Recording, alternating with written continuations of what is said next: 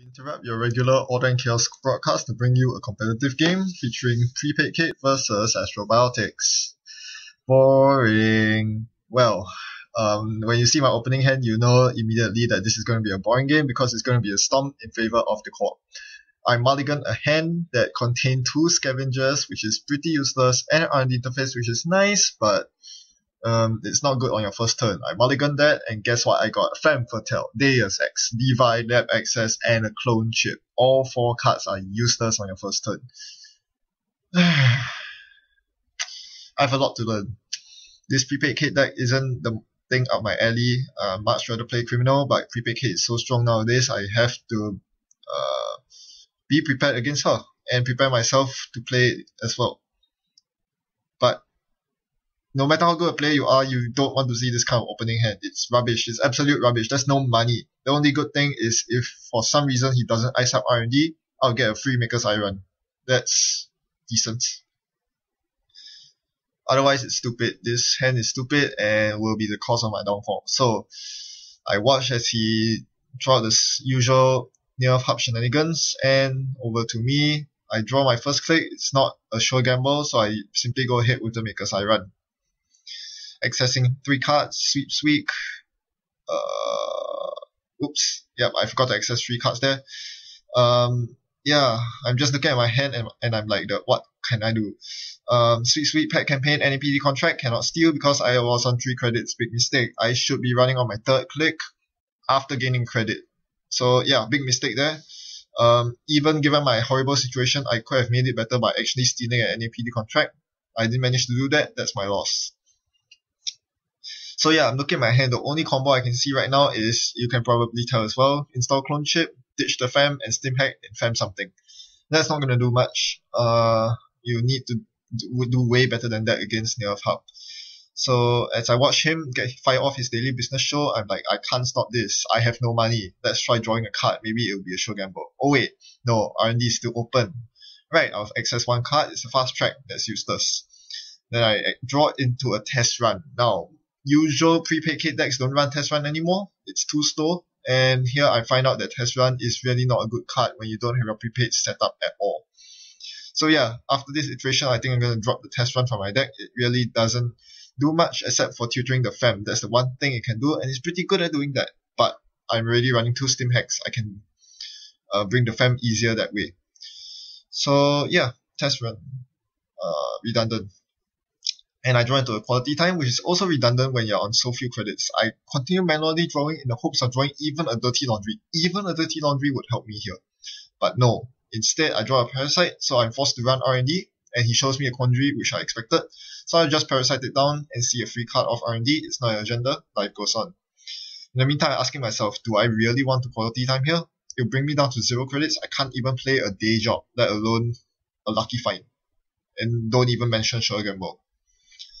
But it seems like that's my only choice because my manual drawing is not giving me much, and I really need to start trashing that daily business show. He's just filtering all his agendas to the bottom of his deck. That's something I'm legitimately concerned about. And sooner or later, he'll filter all his politics to his hand, and that won't be good either. So first thing, I pressure his R&D, he shows me a wraparound. That's no good. I was hoping to see another Quandary, because I have a Clone Chip out, that I could Parasite Quandary down with. So I finally cave in and quality time, and I finally see my first economy card in the form of Sure Gamble. But that's not going to do much. And he also reveals a Quandary on HQ. Maybe I should have attacked HQ instead of R&D. I expected a big ice on HQ given that he iced it over R&D on his first turn. Something that I typically wouldn't do against anyone, against a Kate, a Shaper. Alright, so here I play the Steam Hack. Why? Because I need to get rid of cards in my hand, and Steam Hack does a very good job of that. It consumes 2 cards from my hand, and gives me the economy I need to trash that wicked daily business show. On the same token, I Parasited his Quandary, so now HQ is wide open, and I can ditch a couple of cards, including Divide, Lab Access. I don't want to ditch the second Steam Hack because I will need it later down the road, and I don't really want to ditch the R&D interface either because that will be very important against Near Hub.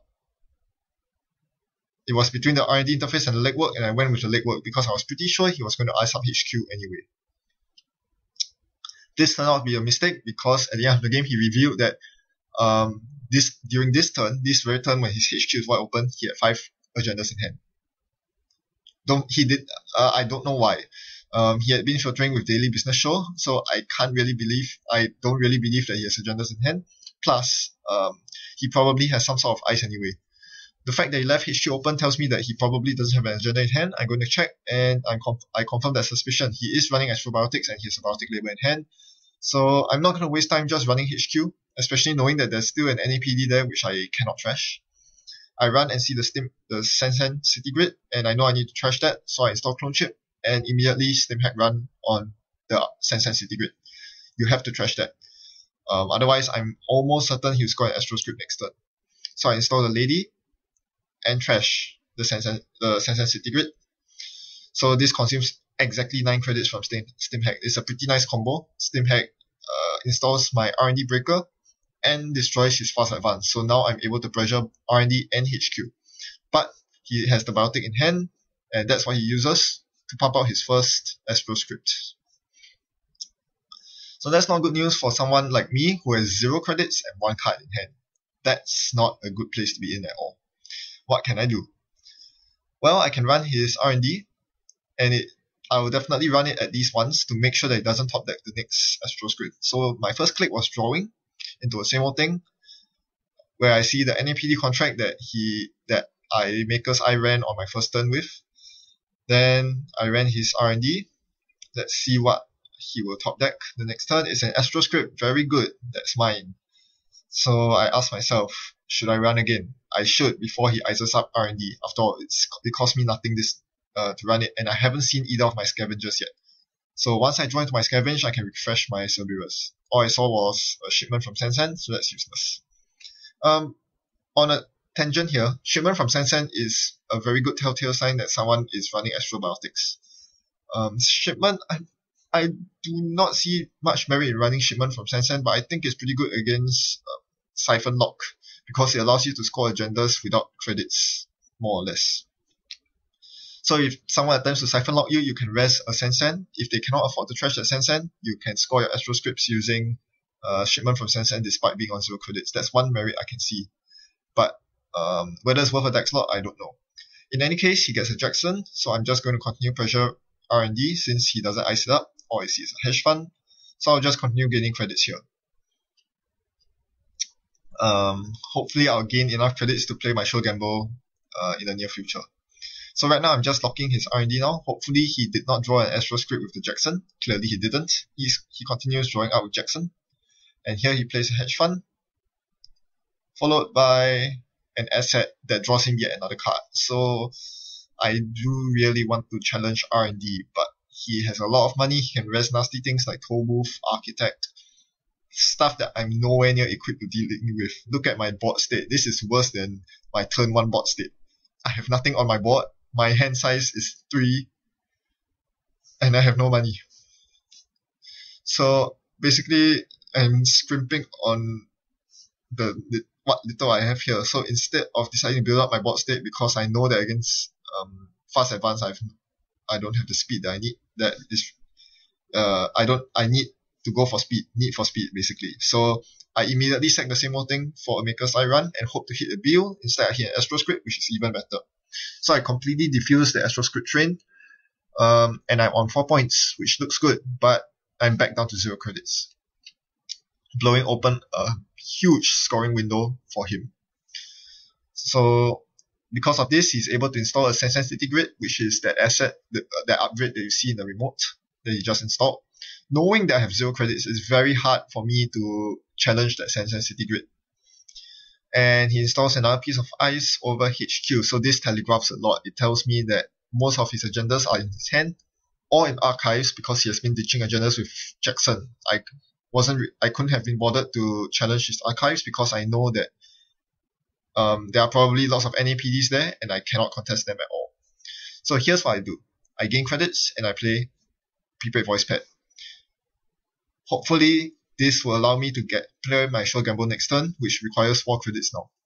And as I said, he did get a Sensen out, and taking advantage of this scoring window is huge for him because I only have 1 credit. there's no way I can trash the Sansan this turn. So the only thing I can do right now is to show gamble to 9 credits.